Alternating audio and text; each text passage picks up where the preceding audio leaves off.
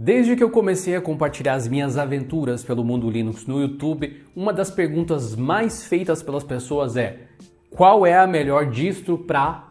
E aí você pode preencher o espaço em branco com qualquer coisa. Melhor distro para iniciantes, melhor distro para jogos, para programadores, para hackers e assim por diante. O problema é que existe uma verdade muito dura para se engolir relacionada à resposta para essa pergunta, que reside em uma palavra que alguns adoram e outros odeiam. E essa palavra é a famosa depende. Eu sei que pode ser difícil lidar com a incerteza e com a noção de que você talvez precise experimentar e ter as suas próprias experiências com as distros Linux antes de tomar a sua própria decisão. E ainda que eu ache que tentativa e erro seja o caminho para o sucesso, ao menos quando o assunto é escolher a distro Linux ideal para você, hoje eu vou tentar aliviar esse fardo e criar um tier list especial que eu nunca fiz antes para que você veja alguns dos sistemas que eu acho especialmente bons para cada tipo de usuário. Já aviso que a lista não vai agradar todo mundo, mas pelo menos vai ser um ponto de partida para quem ainda está completamente perdido. Além disso, esse vídeo foi um pedido especialíssimo do Almir, que é membro aqui do canal há muito tempo. Se você está assistindo um vídeo como esse, com certeza você é o tipo de pessoa que gosta de estar preparado para tudo e fazer as melhores escolhas, não é verdade? A Anker, nosso apoiador de hoje, sabe exatamente o tipo de powerbank que alguém que quer estar sempre preparado precisa. Conheça o Anker de 25.000 mAh no link aqui na descrição para nunca mais ficar sem bateria no seu smartphone ou laptop nos piores momentos possíveis. Mais sobre ele ao longo do vídeo. Para você se situar, as categorias ou tipos de usuários que eu vou abordar hoje são as distros voltadas para uso doméstico e iniciantes, para empresas, tanto para desktop quanto para servidor, hacking, segurança e privacidade, programação, home lab e games. Se eu esqueci alguma categoria, fique à vontade para escrever nos comentários esse outro nicho e que sistemas você recomendaria para as pessoas. Eu tenho mais de 50 distribuições Linux nessa lista aqui, mas não se preocupe, nós não vamos categorizar todas. A ideia é justamente eu fazer esse filtro para que você que está completamente indeciso não precise. E por isso eu vou deixar provavelmente vários nomes bem famosos de fora. Aqui desse lado esquerdo nós temos as categorias e eu vou começar por doméstico e iniciante, justificando brevemente as minhas escolhas. Eu acredito que se você está começando agora e está tendo as suas primeiras experiências, existe uma grande chance de você estar vindo do Windows, certo? Você talvez tenha utilizado o Windows a vida inteira. E nesse caso, eu acredito que o Linux Mint é uma boa opção, o Zorin OS é também aqui uma boa opção, e eu ainda adicionaria aqui o Bazzite. Se você é um iniciante, essas três distribuições Linux elas vão funcionar para você muito provavelmente. As duas primeiras elas têm um contexto um pouco mais genérico, não necessariamente para iniciantes. As pessoas que utilizam domesticamente esses sistemas costumam ter uma taxa de sucesso alta. O que eu quero dizer por domesticamente é navegação na internet, uso de documentos, consumo de mídia, de vídeos, de música, esse tipo de coisa.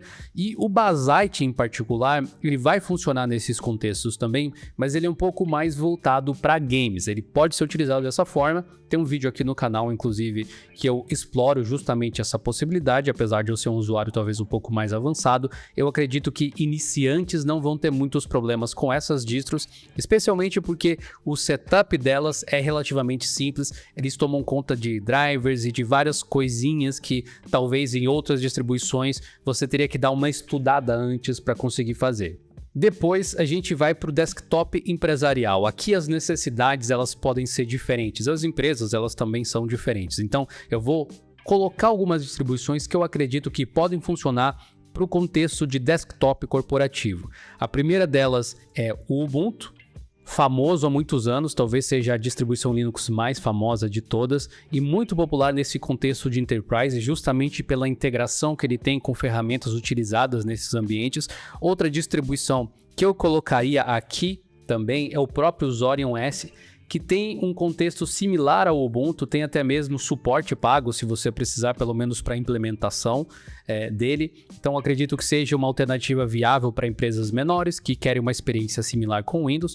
Aliás, essas 3 primeiras distros que eu coloquei para iniciantes e uso doméstico, elas têm essa característica também. O visual delas é muito parecido com o próprio Windows, então isso deve facilitar a vida de quem está começando agora. Ainda no próprio contexto de desktop empresarial, eu sei de muitas empresas que utilizam o próprio Linux Mint, especialmente empresas talvez um pouco mais simples, esses profissionais autônomos ou pequenas empresas, justamente pela facilidade de lidar com o sistema. Se funciona para o seu desktop na sua casa, existe uma grande chance de que funcione para a sua pequena empresa também. As necessidades, elas são diferentes, mas elas não são tão distantes assim, enquanto o Ubuntu talvez tenha um contexto mais enterprise em larga escala.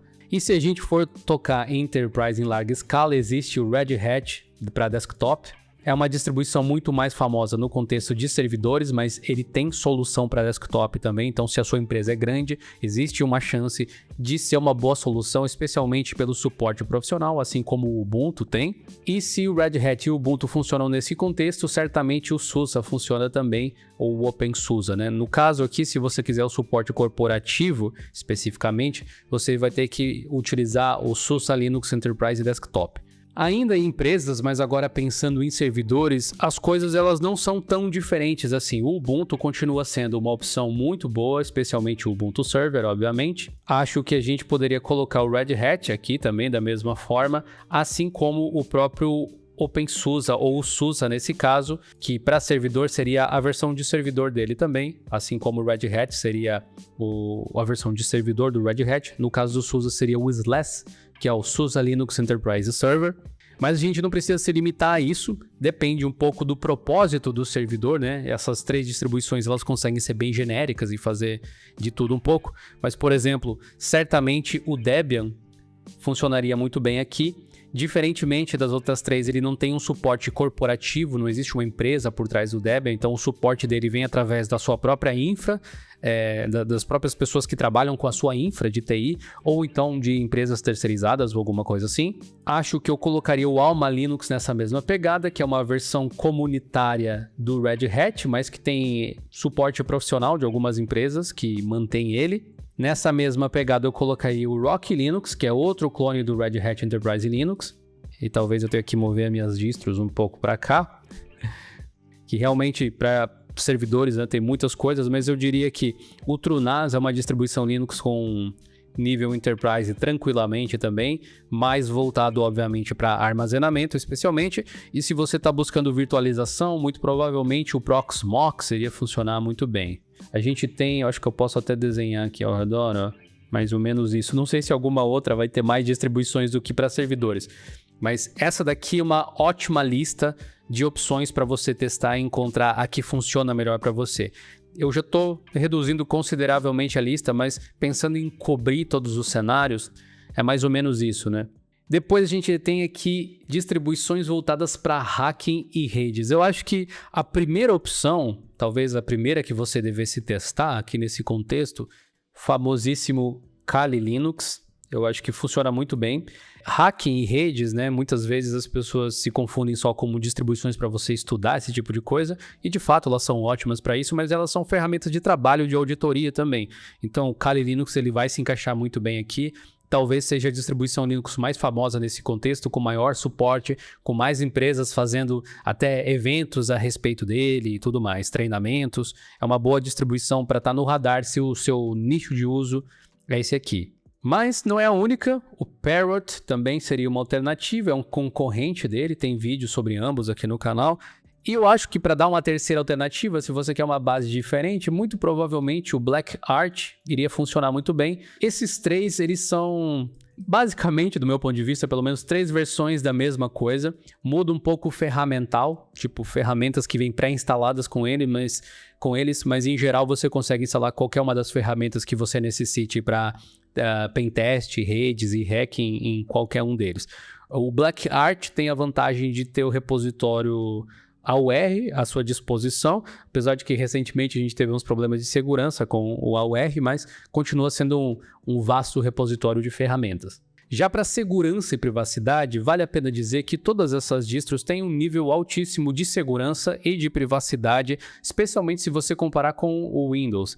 E talvez até com o macOS, dependendo do quanto você confia em software proprietário.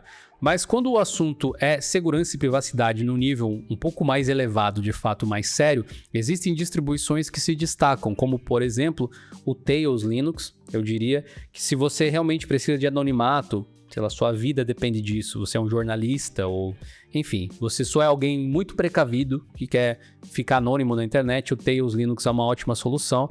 É uma distribuição que funciona diretamente num pendrive, então ele só carrega na memória RAM e depois é apagado, funciona bem para esse contexto, mas ele também não é o único, talvez ele seja o mais famoso, mas ele não é o único.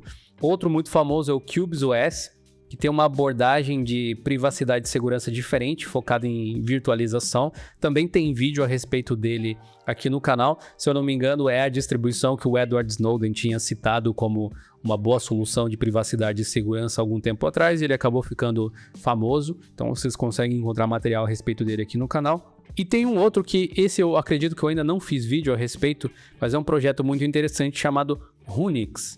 Ele funciona como um sistema operacional desses tipo o Tails, que funciona através de um pendrive, mas ele também é um software que você pode instalar sobre outra distribuição. Então, vale a pena ter esses três aqui no radar. Você vê que já ficou um pouco mais simples.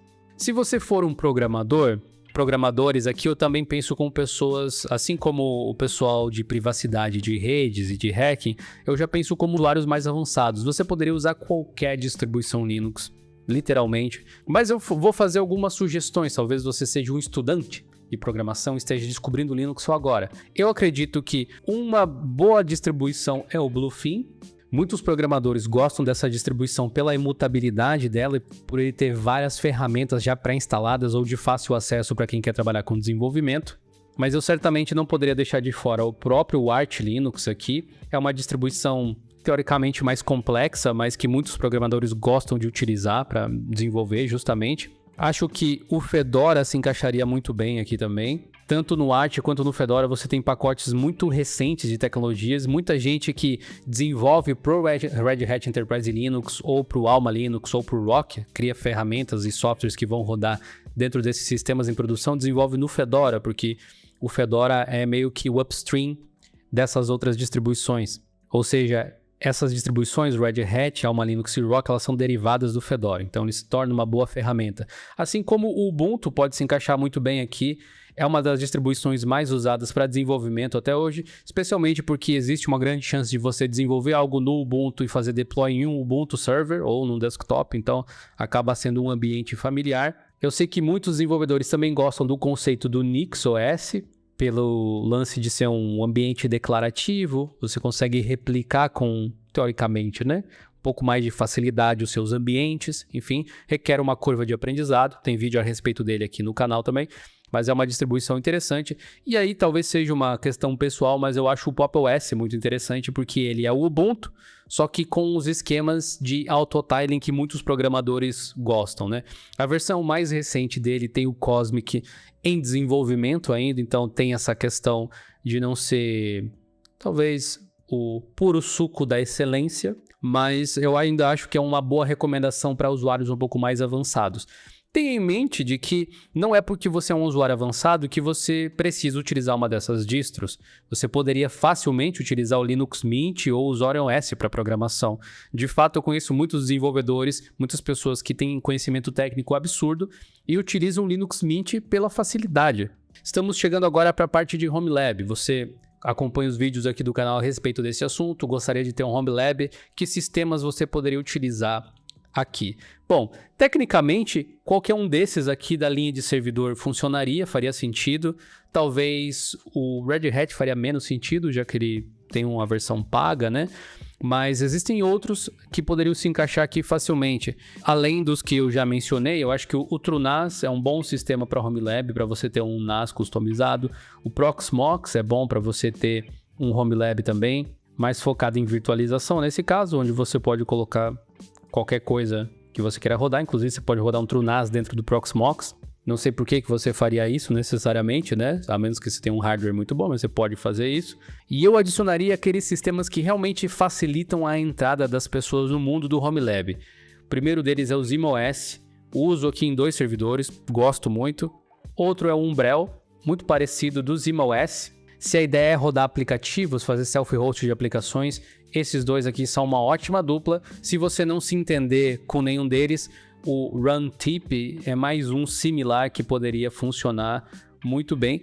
Recentemente eu falei a respeito do Open Media Vault aqui no canal. Eu não vou colocar ali nessa lista porque eu acredito que os outros já são soluções robustas o suficiente, mas ele poderia ser uma opção também. Para games, então, melhores distribuição para jogos. De novo, você pode jogar com virtualmente qualquer sistema que está aqui nessa lista aqui de iniciantes poderia ser utilizado para jogar, por exemplo.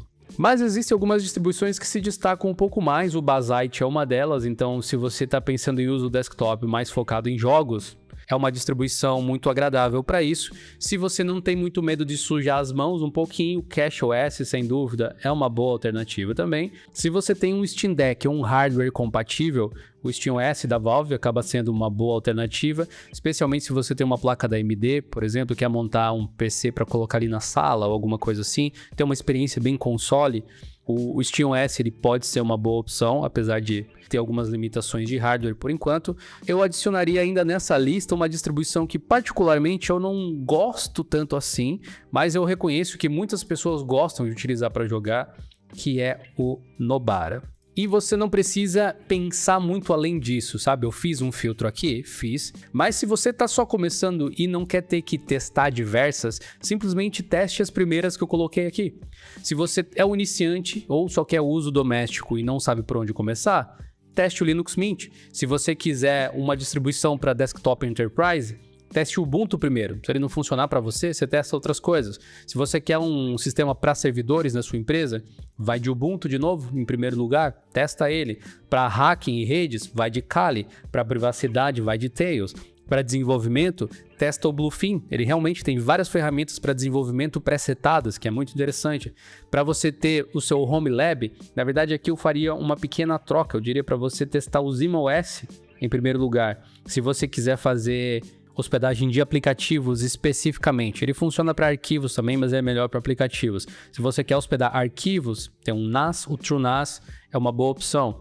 Se você quiser jogar, vai de Basite em primeiro lugar. Se ele não funcionar, aí você testa outras coisas. Não é muito fácil fazer uma lista dessas, mas aqui você está preparado para um pouco de tudo, eu acho. Talvez isso seja algo da minha personalidade, mas como uma pessoa precavida, eu gosto de conhecer todas as minhas opções e usar as melhores soluções que estiverem disponíveis para resolver o problema da melhor forma possível. Só que nem sempre a gente consegue pensar em tudo. Eu sempre viajo com um powerbank, mas já me aconteceu de levar o powerbank e esquecer de levar os cabos comigo para carregar. Idiotice da minha parte?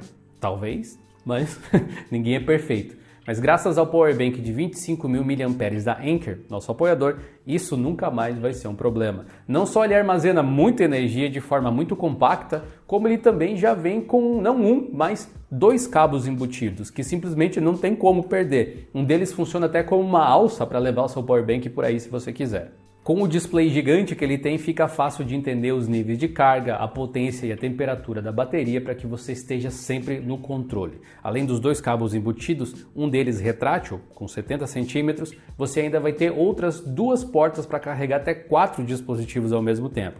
Se você está sempre na rua e longe das tomadas, esse aqui é um companheiro incrível. Sem falar que ele está dentro daquele limite para poder levar nos aviões, então ele pode ser um excelente companheiro de viagem. Conheça mais sobre ele e compre o seu no link aqui na descrição. Mas deixa eu te perguntar uma coisa, você gostou da minha lista ou faria algo diferente? Comente aqui embaixo e me dê a sua opinião. O fato de você discordar de algo que eu falei não é negativo, só significa que finalmente você está entendendo que se trata de escolher o que funciona para você, não para mim. Todos nós temos experiências diferentes que pautam os nossos conceitos sobre todos os assuntos. Inclusive, talvez você esteja sentindo falta de casos de uso ainda mais específicos, como distros talvez voltadas para hardwares mais antigos e mais simples. Se você tiver uma máquina que já foi muito boa, mas hoje em dia ela está mais para um peso de papel, com certeza você precisa assistir a esse vídeo aqui na tela, porque é muito provável que ela ainda tenha salvação. A gente se vê por lá. Falou!